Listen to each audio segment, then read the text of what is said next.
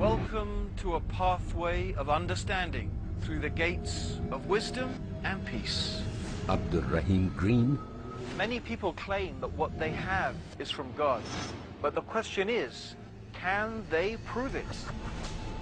If you are looking for certainty in an uncertain world, or maybe you're just curious, why do Muslims believe what they believe? To find out more, do not miss our fascinating and challenging series, The Proof that Islam is the Truth. Join Abdul Rahim Green in The Proof that Islam is the Truth, next on Peace TV.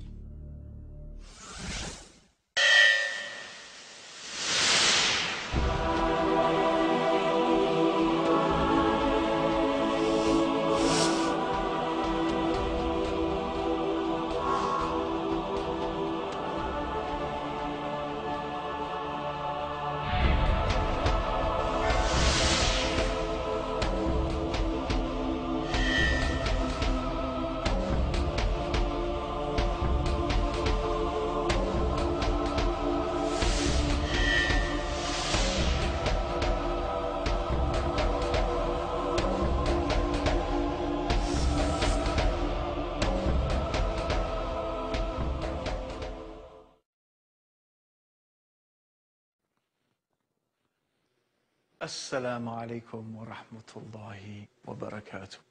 All praise is due to Allah.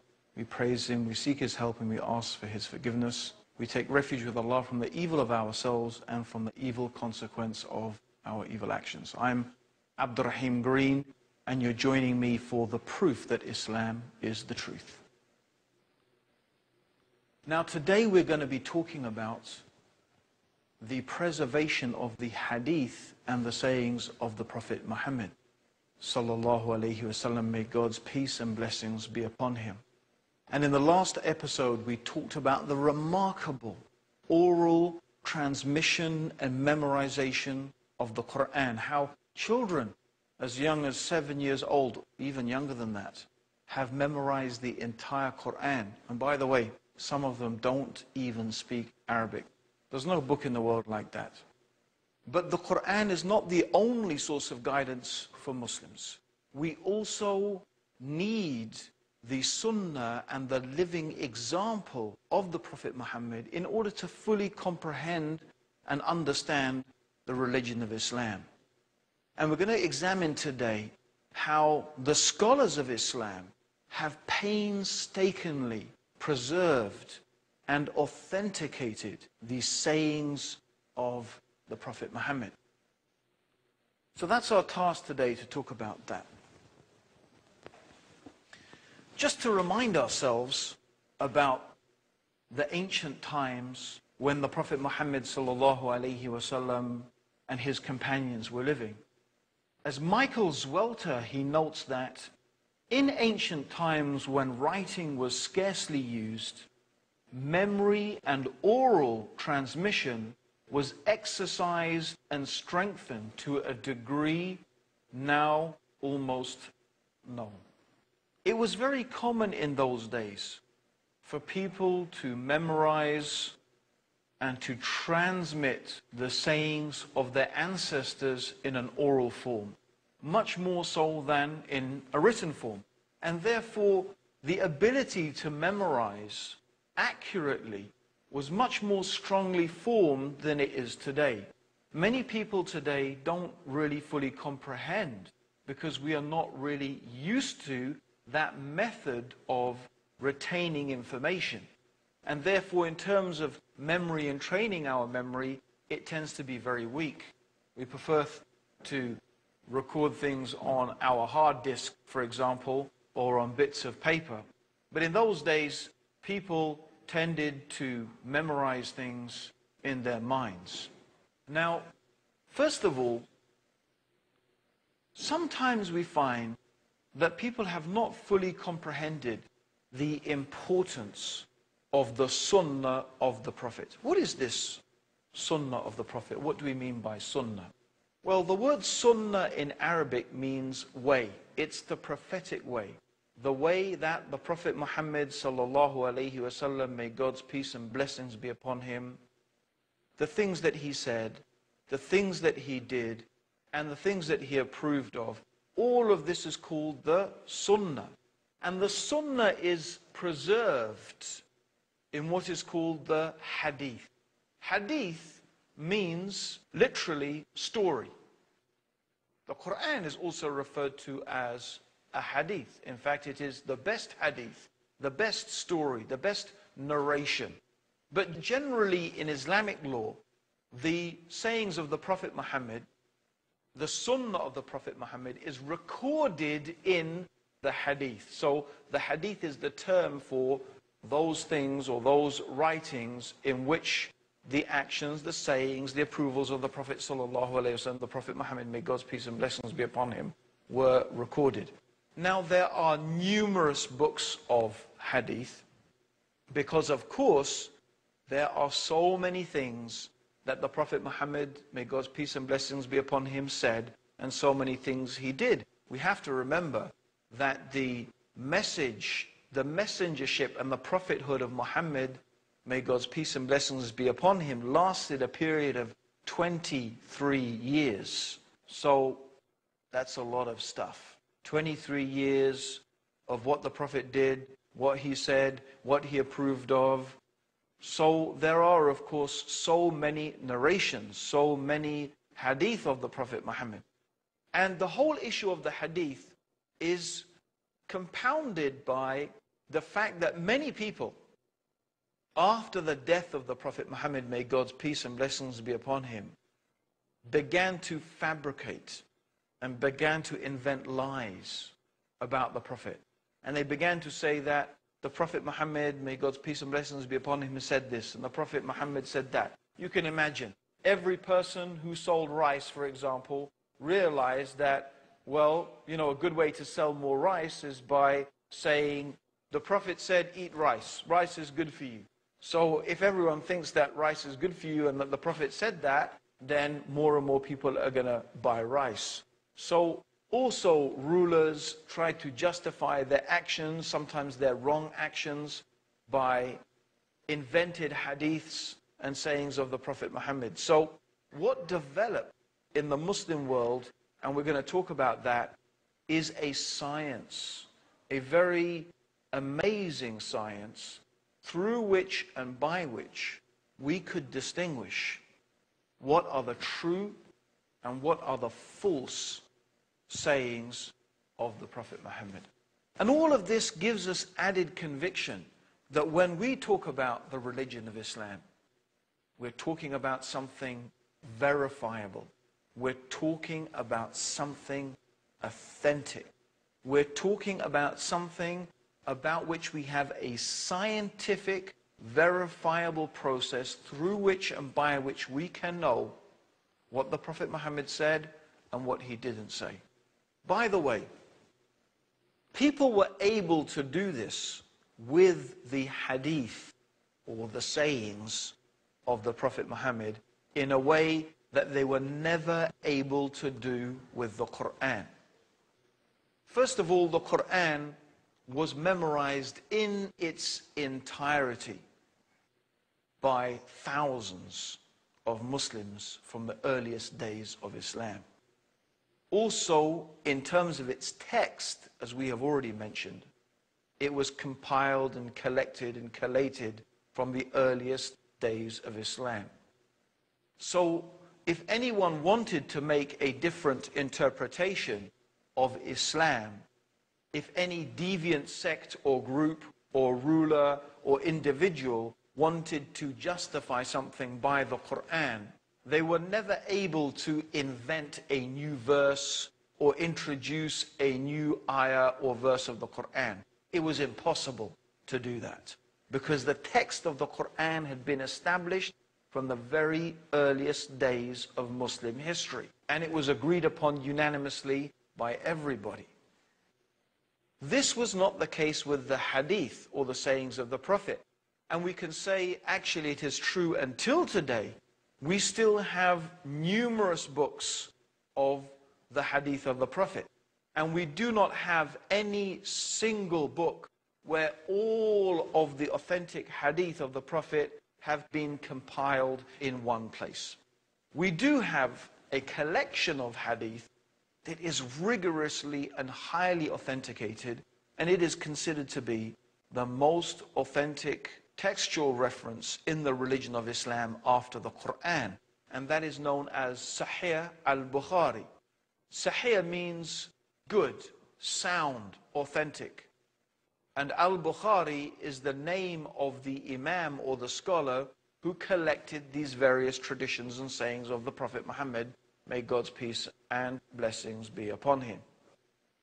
The next most authentic collection of prophetic traditions after Sahih al-Bukhari is Sahih Muslim.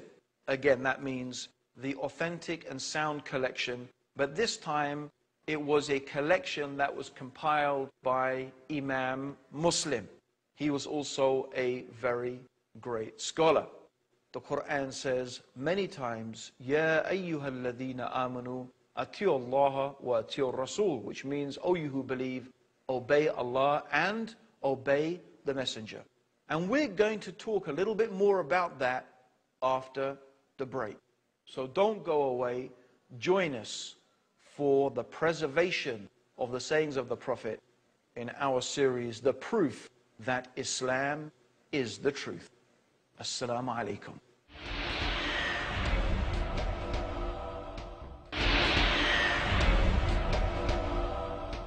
Assalamu alaikum wa rahmatullah. May the peace and blessings of Allah be upon all of you. Welcome back to The Proof That Islam is the Truth. And today we're talking about the preservation of the hadith, or the sayings of the Prophet Muhammad. And we were talking about how important the sunnah and the example of the Prophet Muhammad is in understanding the religion of Islam. It's really essential to it. In fact, we find that many of the most important and essential basic acts of worship in Islam would not be fully defined just by reference to the Quran.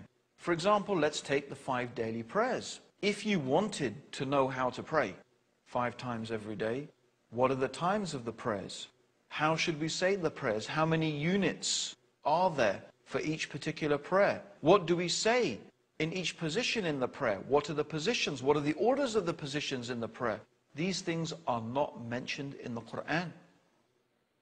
The only way that we know about these things is through the preservation of the example of the Prophet Muhammad, may Allah's peace and blessings be upon him.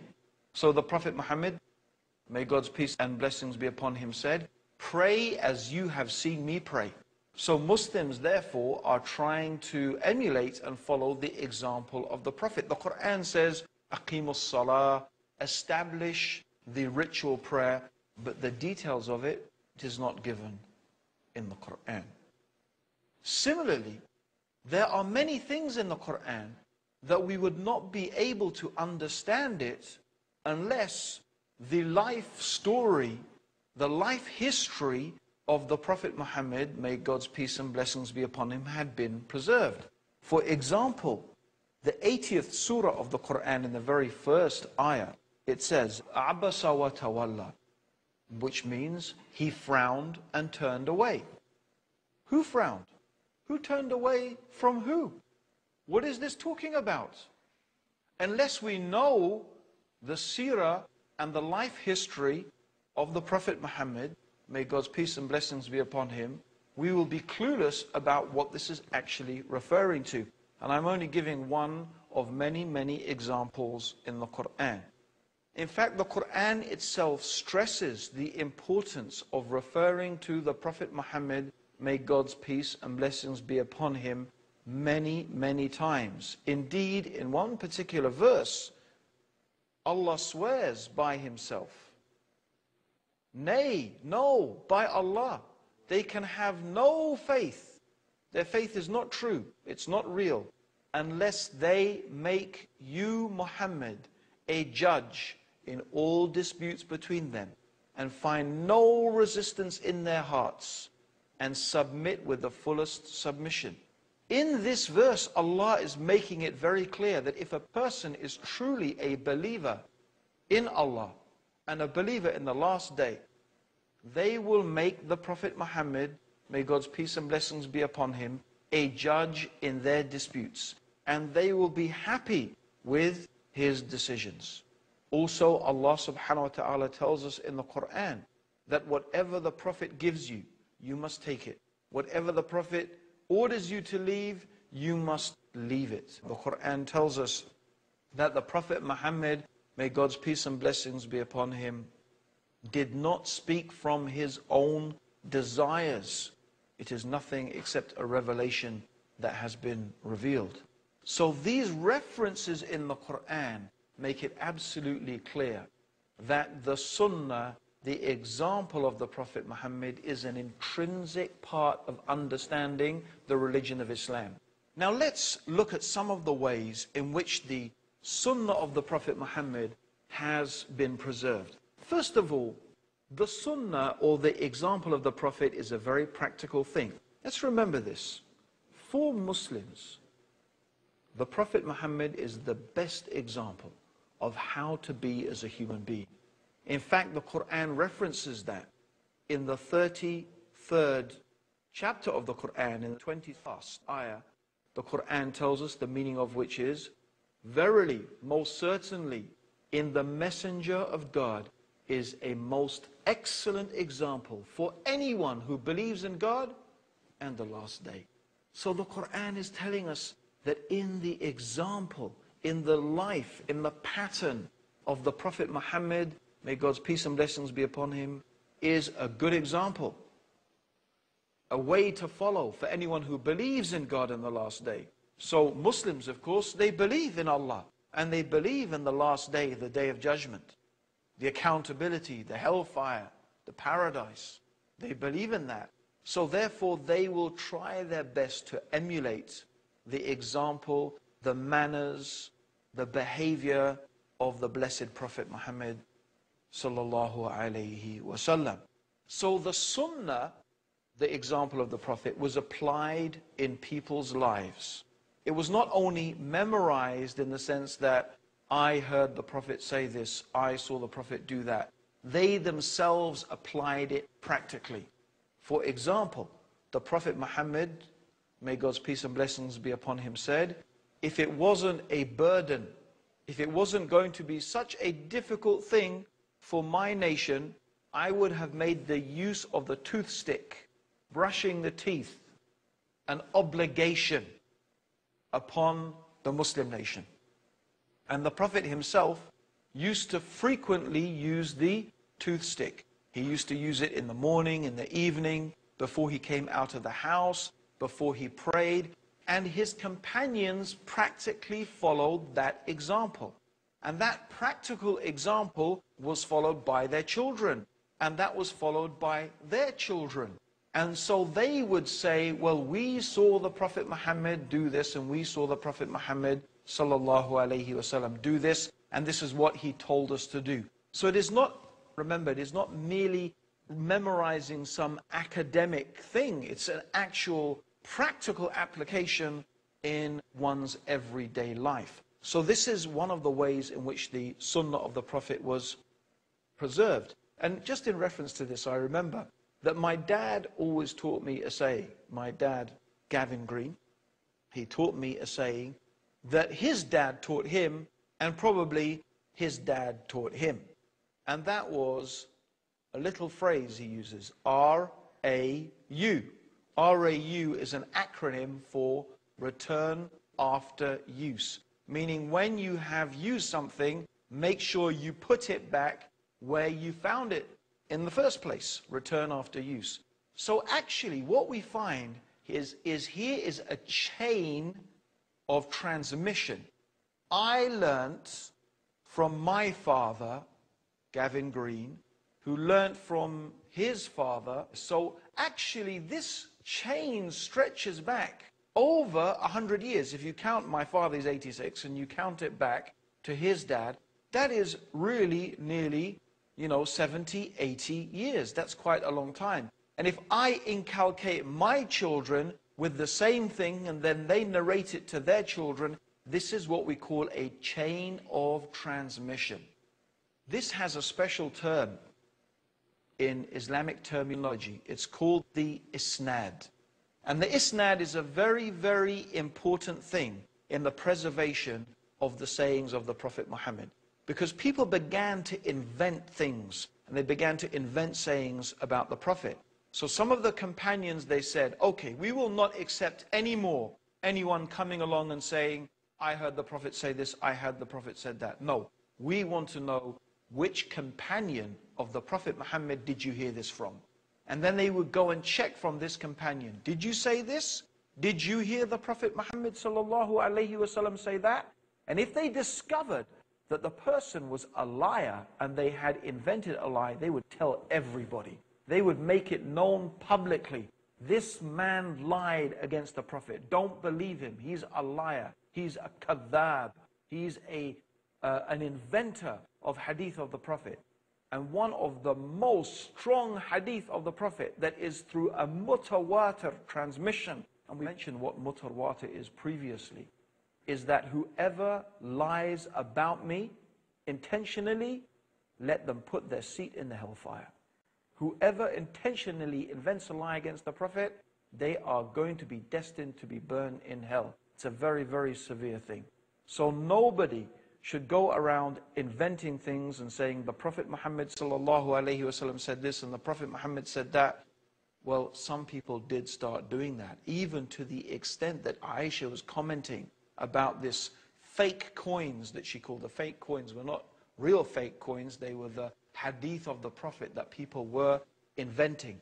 So the companions, they said, no, we want to know who said it. Where did you learn it from? Give us the isnad. And this is where the chain of narrators developed. And from that, the scholars started to study. Did this person meet that person?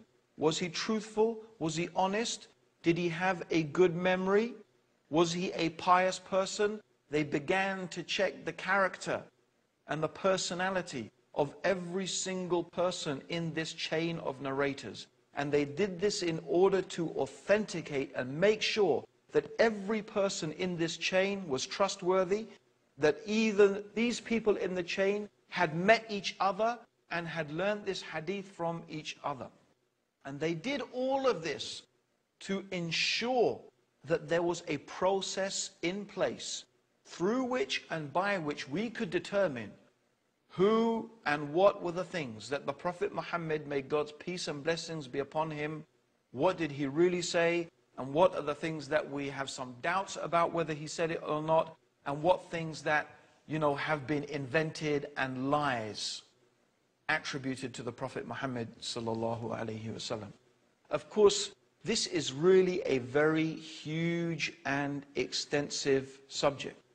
It's really a science. It's something that people have dedicated their whole lives to, is to studying the science of the transmission and the accurate and authentic transmission of the sayings of the Prophet Muhammad. But of course, there have been scholars throughout the ages, Muslim scholars, who have dedicated their lives to this science. And they have compiled books, authentic books, like those I have already mentioned, like Sahih al-Bukhari and Sahih Muslim and the Sunan of Abu Dawud and the Sunan of Nasa'i. There are, anyway, a number of collections of books. When I say collections, but they are books where the hadith of the Prophet have been collected and they have been authenticated by the scholars of the hadith.